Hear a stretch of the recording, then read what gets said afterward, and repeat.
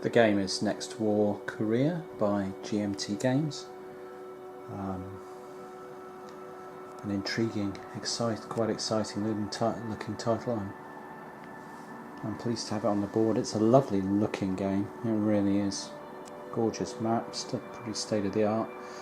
Lovely, clear, crisp counters on a very readable and still very attractive map. I'm liking the aesthetics of it a lot. And it's something of a break for me in terms of style. This is a very modern era. This is a contemporary warfare, as if this war were happening right now. So it has all the elements of modern warfare, you know, air, naval, ground, lots of electronics. You know, if you get into the more advanced game, which I'm not playing at the moment, then you've got all kinds of cruise missile strikes and nuclear weapons and chemical warfare and all that kind of stuff, and a very advanced air war section as well in that game. I'm playing the standard game here, and this is a scenario, I can't remember what it's called something like Militarized Zone, I think. It's a 4-turn, 2-week scenario in which the forces of North Korea, you can see there all the red forces, are trying to take various key strategic locations in South Korea. It's just played on the north, and this is a 2-map game, but it's just played on this northern map sheet, where you can see Seoul here on the border, and the North Koreans are trying to take Seoul there. They'd also like to take Chuncheon there. They'd like to take another city, which I struggle to pronounce that one there, Uijeongbu or something like that. We want to take that anyway, the unpronounceable one. Gangneung down here, they'd like to take that. So the North Koreans are aiming to take a lot of these cities, but their main points will come from control of Seoul. They get a point per hex, whereas the other places are just worth a point each. So they can have 3 points for controlling this city here on the coast, this one here, and what was the other one, Chuncheon down here. Yeah, but they can have, what's Seoul got? 1, 2, 3, 4, 5, 6, 7 potential victory points in Seoul. So Seoul is going to be the predominant focus, obviously, of their attacks, and this Uijeongbu place is almost on the way, so you'd expect a pretty heavy attack in this direction. They can also get 3 bonus points for destroying all the Republic of Korea, or South Korea as we'll call them, ground forces. So if they can wipe everything out, they get 3 points for that. And South Korea can get a point back for any hex north of the demilitarized zone which they control. So if South Korea can come back and control hexes in North Korea, they get a point per hex.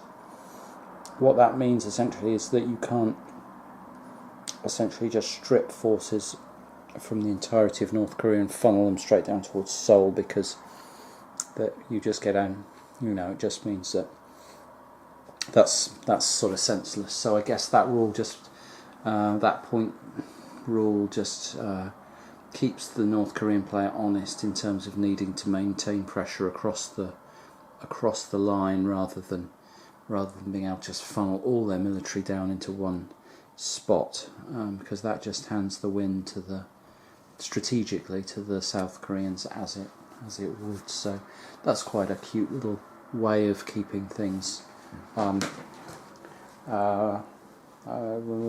plausible. Let's use the word plausible.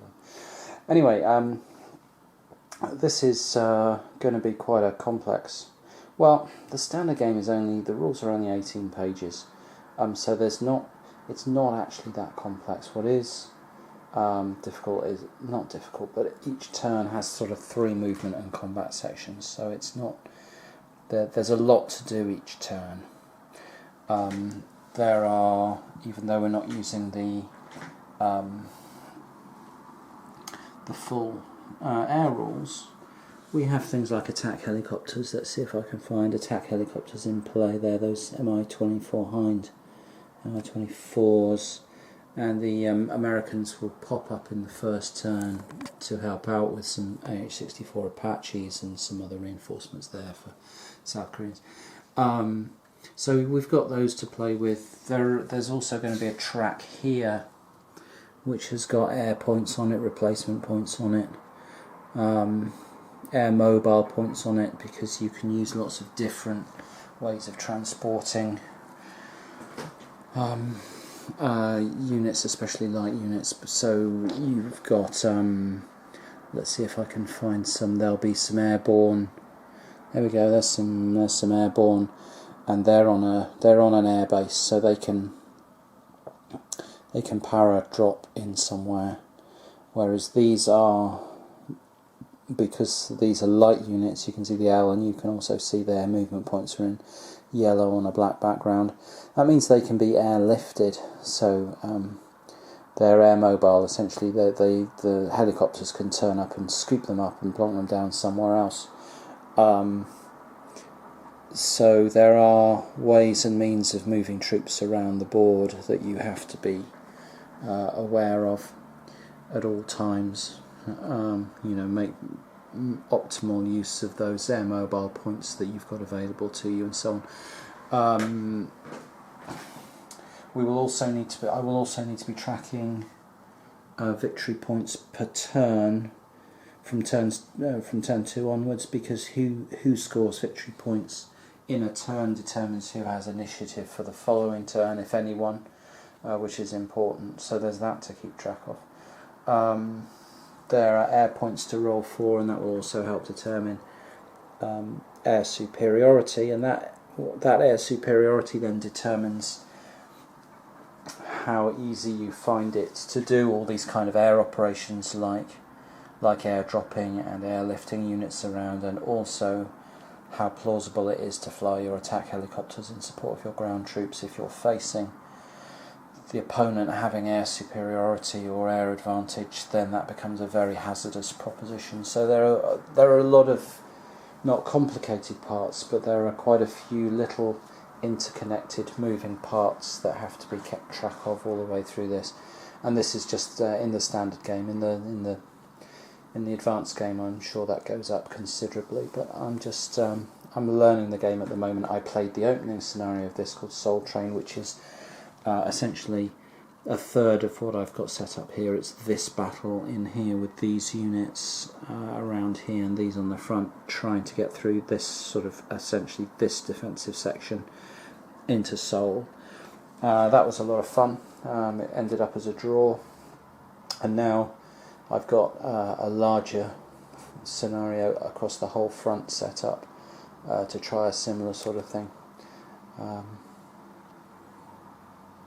I'm really a little bit lost as to how I'm going to accomplish it. I think I'm going to do it core by core on the North Koreans, the DPRK side.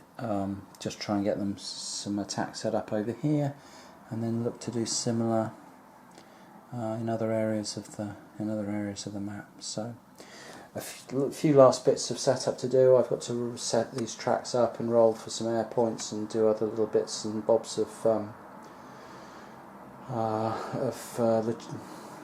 admin, and then I'll get going. So a good start already for the DPRK North Korea. They rolled a 0 for their air points.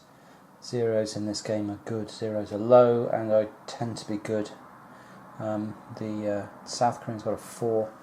What that meant was, in terms of air points, that the North Koreans have got 12 to spend this turn, and the South Koreans have 2, so they have a difference of 10, and they can be used to modify combats and things like that. So they've got a lot of points to spend all of a sudden, modifiers to throw into combat, and it also means that they've got air superiority, which is going to make it very hazardous for South Korea to fly any air missions at all.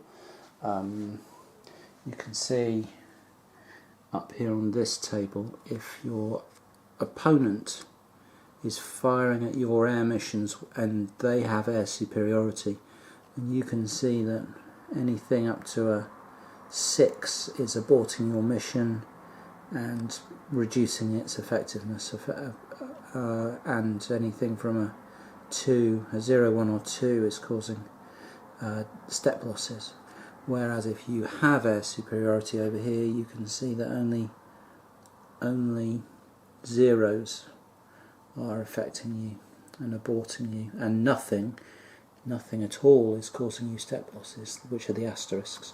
So the North Koreans have got a major air advantage this first turn here. They've rolled as good as they could have hoped for, and let's see if they can add those, turn that advantage into some gains across the front line. So here we are in Next War Korea, end of turn 1.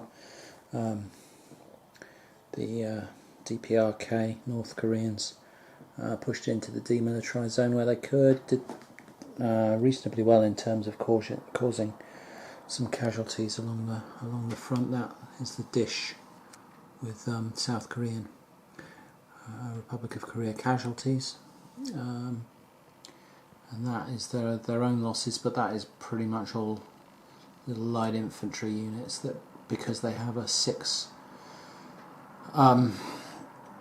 efficiency rating, tend to be lead units in combat and therefore tend to fall pretty quickly. But the main bulk of their troops is still grinding forward. They've done pretty well. Not fantastically, mind. And I did make some serious, well, not serious, but just some errors in terms of not really. I've never really been one for sort of counting up factors and making sure I've got 3-to-1 odds or 4-to-1 odds. The whole thing I find a bit tedious, that level of micromanagement. And so in some cases, I was left making some low odds attacks which didn't necessarily work out that great, but there it is. Not that bothered. The main successes of the North Koreans, they did manage to capture this city, which is one of their objective hexes, Chuncheon, on the first turn. You can see a sniper unit in there, but they've got I think a couple of paras maybe in there as well. They airdropped and airlifted some units around Chuncheon, moved in one of the movement segments and successfully cleared it, despite getting quite a nasty clearance token. So that's first blood to them, and they've got some more units that they paradropped in and airlifted into this region, which was intended to try and cut sort of interior lines of the South Koreans, to prevent them from sort of falling back from the front down towards Seoul. They did a very bad job because I forgot to move them onto the road, and also equally forgot that at one strength point and one stacking point they don't exert a zone of control. So they completely failed at that in their first turn. It was a brilliantly executed plan up until that point, and now they're sort of sat out there, not really contributing a great deal. Looking at some South Korean tanks out in some hills over there. Yeah, great stuff. So I'm still moving on. This turn is going to be, I've just rolled the weather, and this turn is storms, which is why the helicopters have sort of flipped through 180 degrees, because they can't do anything. Air points don't do anything really. Well, they do, but you hardly get any. In fact, neither side have got any air points. Interestingly, and this is one of my little gripes about this game, is that the setup information is often woeful. For example, I'm not sure if I mentioned it in the introduction, but it'll tell you to set up the second core of something, you've just got, if you've punched and clipped your counters, you've got no idea what the second core consists of. You don't know whether it's 2 counters or 7 or 9 or 14, no idea.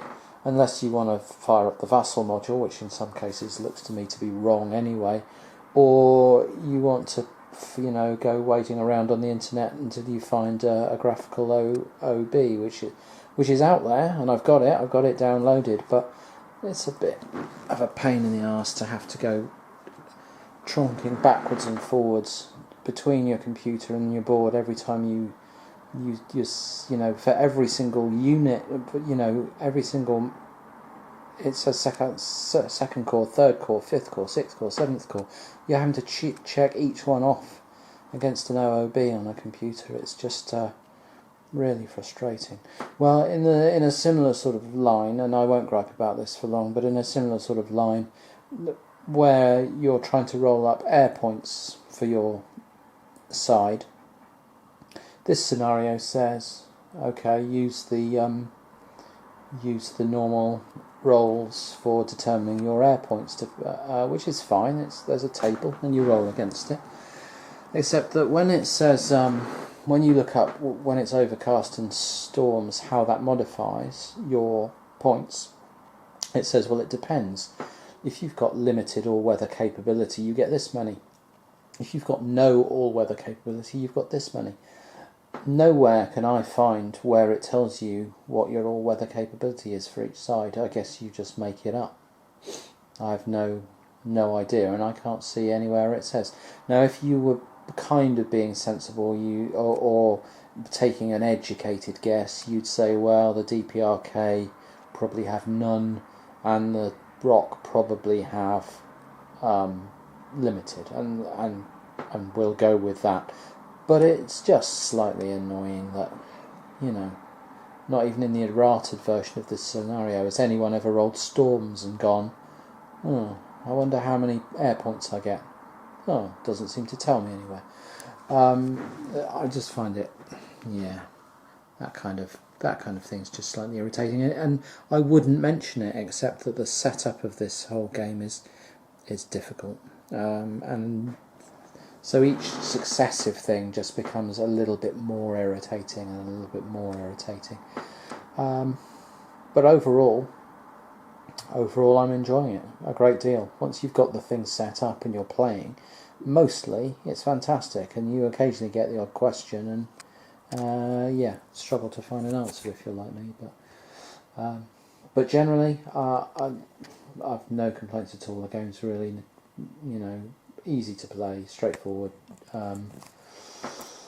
Movement points, hexes, terrain charts, and an odds-based CRT with some dice roll modifiers, a few abstract air points thrown in for extra modifiers, and a few chromy bits of defence and air drops and power drops and stuff like that. But all in all, it's it's very nice, playable, rolling hex and counter wargame. I'm sure the advanced game adds some far more. I've looked at the rules and I know it adds layers and layers and layers of complexity and additional systems and subsystems, and that looks fab. I really, do want to try that out in the end.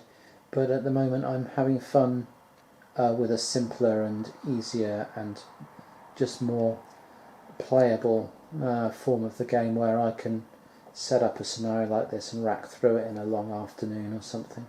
And sometimes that's exactly what I want. I don't want to be playing the thing for 3 weeks. So I think I'll get this done in an afternoon, and that'll be great. So still playing Next War Korea, just come to the end of turn 2, and I'm counting up the victory points that the North Koreans racked up this turn, because you use that to calculate. Well, you use both sides' victory points in a turn to calculate whether either side has initiative for the following turn. As you can see there, we're pretty much stalemated out here on the coast, on the Sea of Japan, and inland.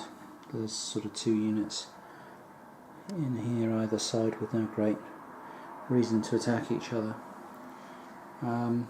Over here though, if I pan out slightly, you can see a collection of sort of light infantry has been taking control of towns in the interiors, just for the VPs to ensure they keep the initiative.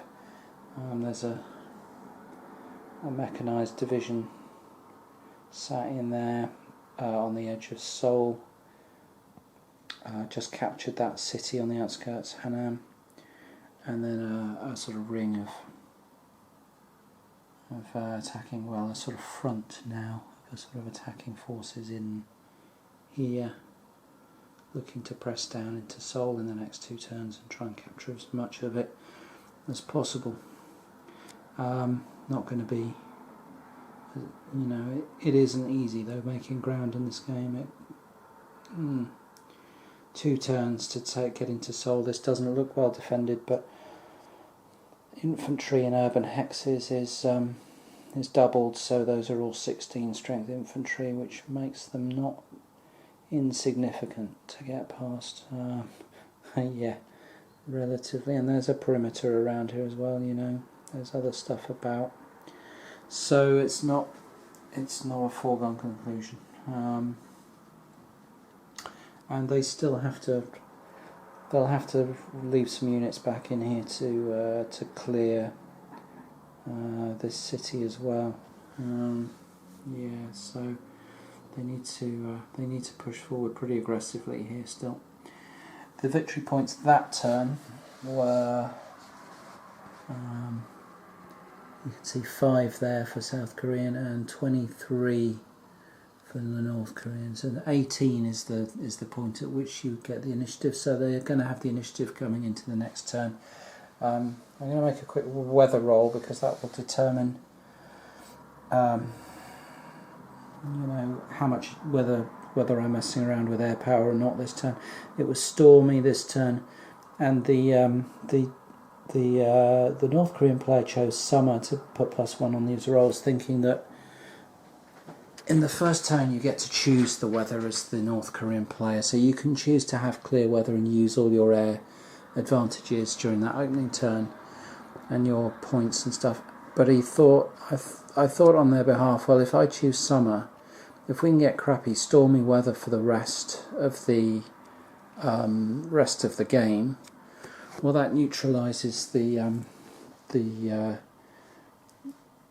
helicopter advantage that the South Koreans have, because they start with 4 of their own attack helicopters and then they get 2 more much better Apaches as well. So they've got, one got destroyed when an airfield got taken, but failed to rebase. But they've got 7.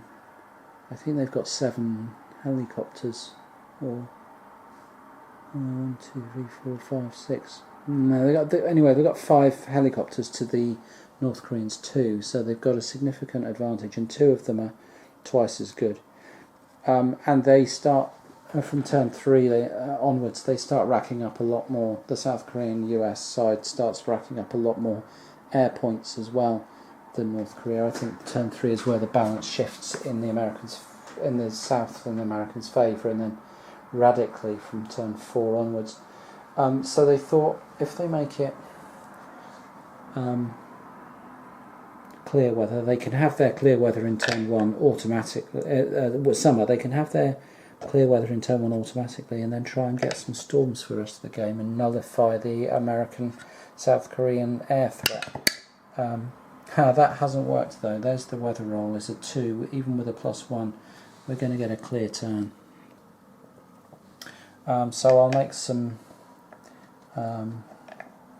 The DPRK are going to keep the initiative here because of their VPs. I will reset the VP points to 0. The North Koreans get 4 air mobile points a turn, and they've still got those. So let's have a look at the air points. North Koreans are the red dice as always. So they've got a 6, and the Rocks USA have got 5. So over here I think on this chart, standard game air points turn 3. So a 6 gives the North Koreans on turn 3 2 air points, and the 5 gives the USA 4. So 2 air points and 4 air points there. Turn 3. Turn 3 they also get a replacement point to use. They'll get another replacement point to use and be up to 2. We're on turn 3. So the charts are looking a bit like that. And over down here, that means that we are looking at the difference is 2, so we're looking at contested airspace. Okay. There it is. That is going to mean that the American South Korean helicopters can fly and start supporting their troops as they try and defend Seoul. It means they've got a few air points to throw into combats as well. And the South Koreans, for what it's worth, the North Koreans, for what it's worth, have got quite a lot of air mobile capacity still left, and they have to think about perhaps how they get down to, perhaps they can get some threat down on Gangneung that way, because they've certainly failed. They didn't just haven't got the force here particularly to break through the line. So this eastern sort of corridor is completely closed to them, and maybe they need to airlift out some of this infantry over towards Gangneung to try and make that theirs. Anyway, let's see how we go in turn 3. It's the end of the 3rd turn, going into the 4th turn here in next toward Korea in a scenario called Militarized Zone. 4th turn, that's the final turn, and the North Korean attack kind of petered out, a bit stalled out a bit this turn. They had to start attacking some the probably the highest quality and best positioned South Korean units, and they lost a couple of combats over here. They did manage to reduce that mechanised infantry there, but at some cost, and they managed to reduce that one over there, but at some cost as well. They still have plenty of units to attack in with, so it's not as if they're short, but what they are short of is time. At the moment, the only victory point, the only sort of scenario victory point they're scoring is for control of Chuncheon here, and the South Koreans have sent a couple of infantry divisions over to contest that, so that's not a foregone conclusion. They are still trying to clean out Uijeongbu here. I don't know if I'm pronouncing that right, probably terribly. Uijeongbu. Anyway, they're still trying to clear it out, having failed to do that. That's worth a victory point. If they held Chuncheon and clear this town, that will be 2 victory points, which will be a draw. Two or three victory points is a draw. To get any more, they really have got to either take Gangneung over here, and if you look at the quality of the unit holding it, 7 attack, 8 defence, with a ER of 7 in a city hex under there, which is a 2-step shift in its favour. You know, those 3 units can't even muster a 1-to-1 attack. They'd be down 3 columns. I suppose it's in flat terrain, so that's the 7 column. It would be on a horrible low column to attack into that. They might try it on the last turn, slightly suicidally, but yeah. In terms of initiative as well, the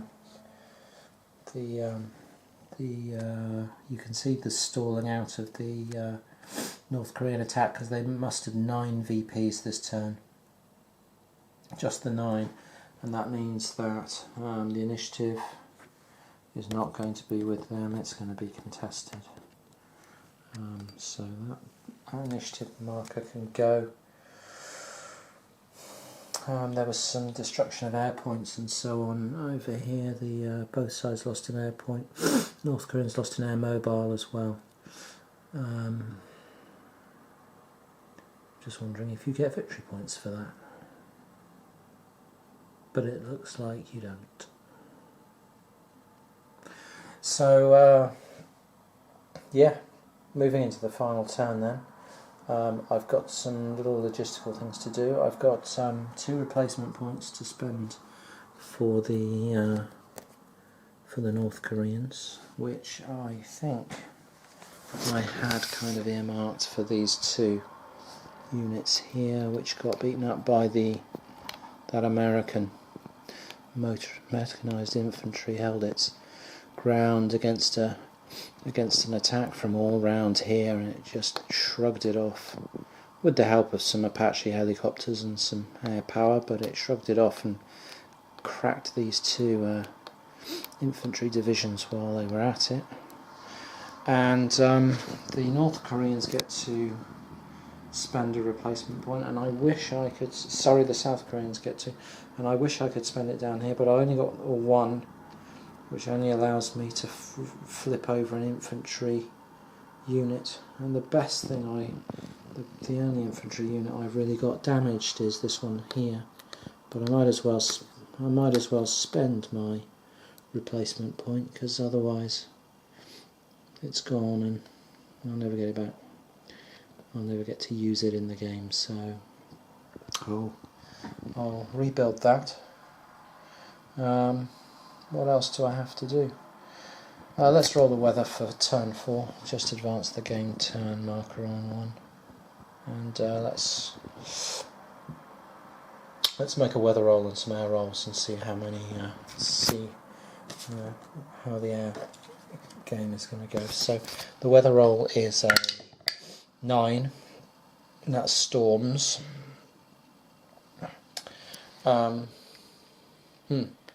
Okay, so what that means is that probably favours the North Koreans, as was their plan, because that means that attack helicopters can't fly. So all those Apaches that are defending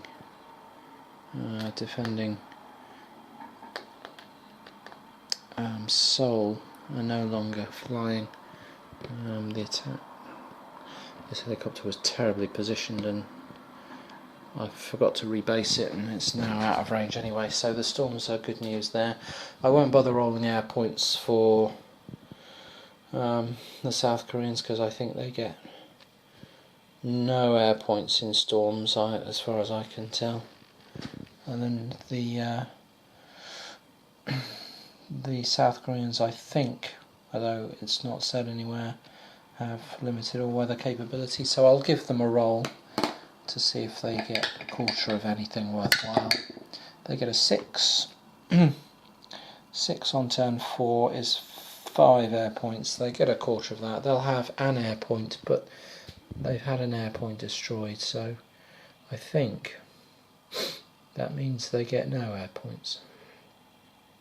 Yeah, that's what I'm going to do anyway. Okay, it's turn 4, and I'll just reset the VPs this turn counters to off that as well. And yeah, here we go to see if the North Korean push into Seoul makes any headway.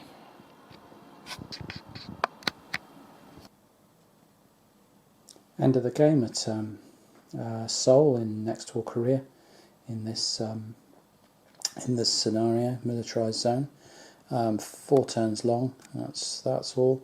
And this 4th turn was very, very short because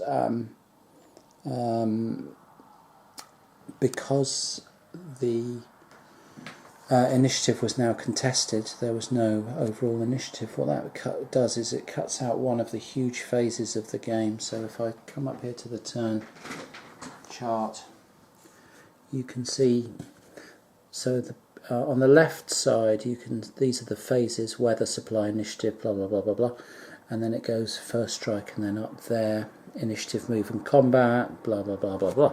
So the pink ones on the left here you only do in the advanced game. So in the basic game you're doing weather, initiative, air, naval, and then you're doing initiative, move and combat, basic, move and combat, reorganisation, reinforcement and victory.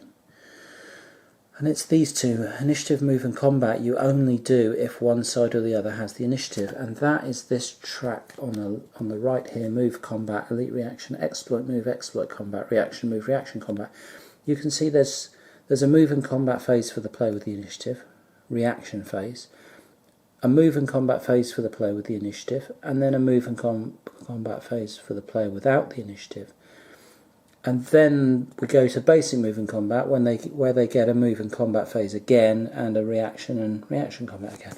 So if a side has the initiative, they essentially get 3 move and combat phases in a turn. If neither side has the initiative, both sides get 1. And so what that meant around Seoul was that they were locked into the position that they were in, and they couldn't, for example, attack into that American unit there and the armour underneath it, knock them out or knock them back, and then attack into Seoul, and then potentially attack again. They just had their one go, and anything they took was what they were going to take this turn, and if they couldn't take anything, they were stuck. And you can see here that they've got virtually nothing. The only stacks they've got actually adjacent to Seoul, this bunch of mechanised brigades here, probably a mechanised division, and a couple of infantry divisions over here. So those two combined for an attack into that South Korean infantry division. Managed to reduce it, but that's not enough. Didn't get a retreat or anything like that, just managed to reduce it well. It sat there in Seoul.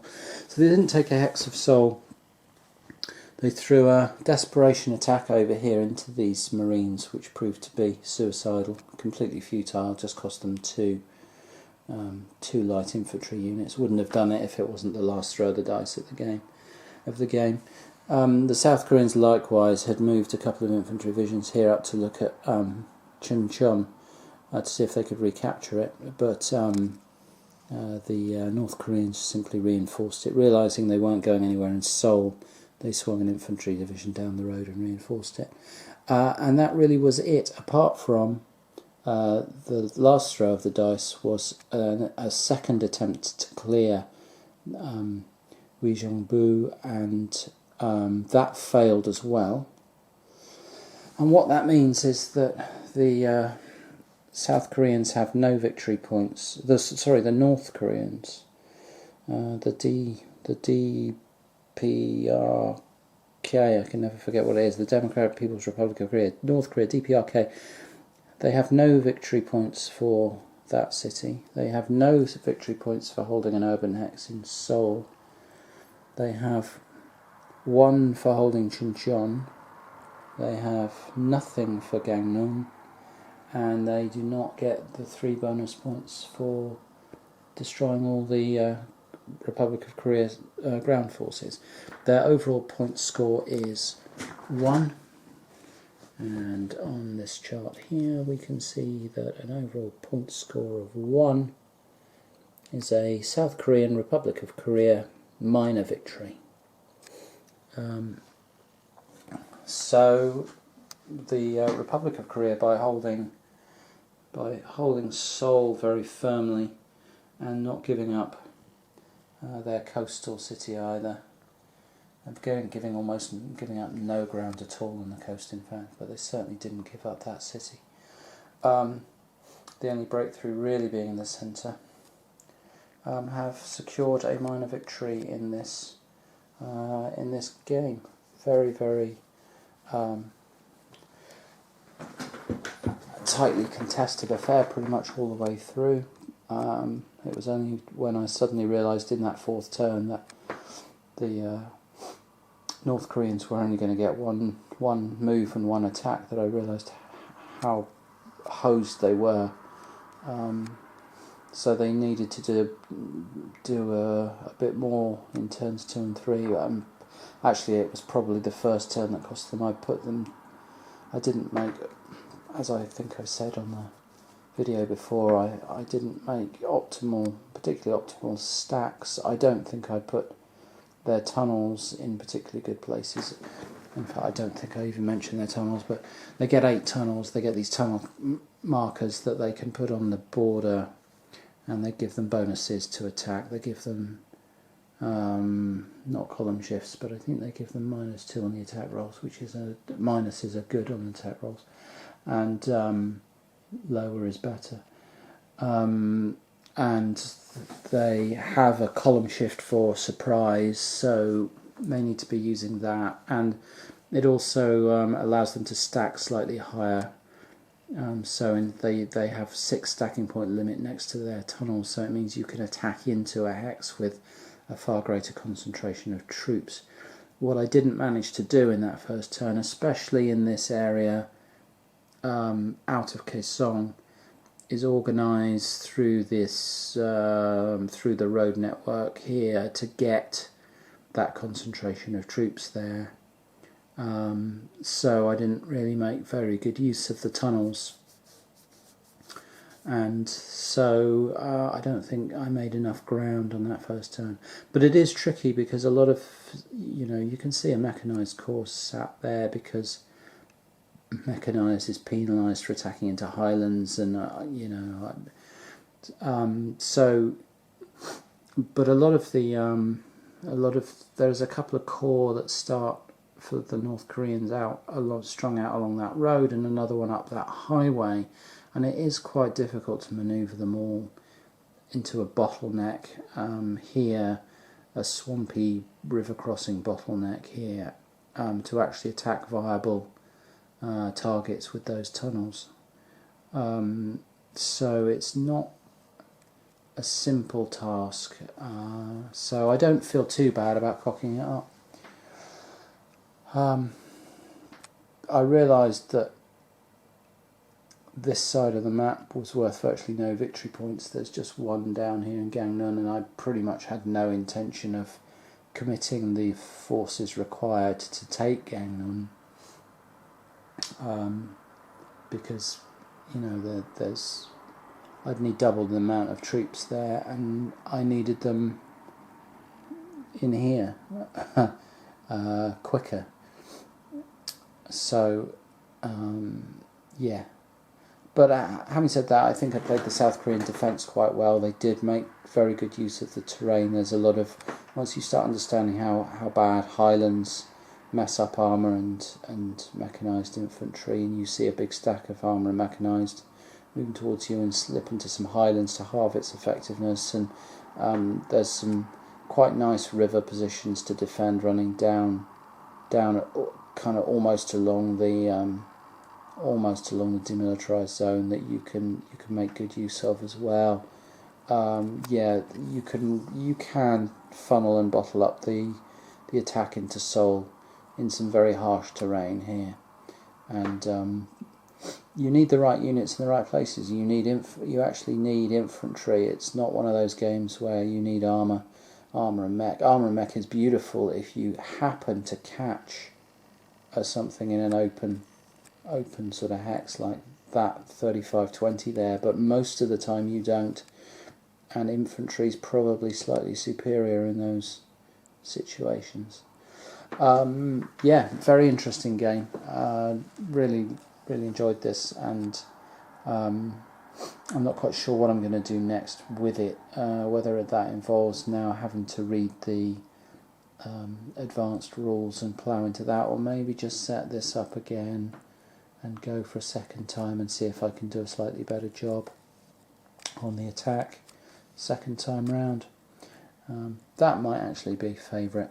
I might play this scenario again. It's only 4 turns long. It's a very pleasant sort of afternoon and evenings solo play without really needing to rush around or really push hard to get it done. So yeah, great fun. Next War Korea, entertaining.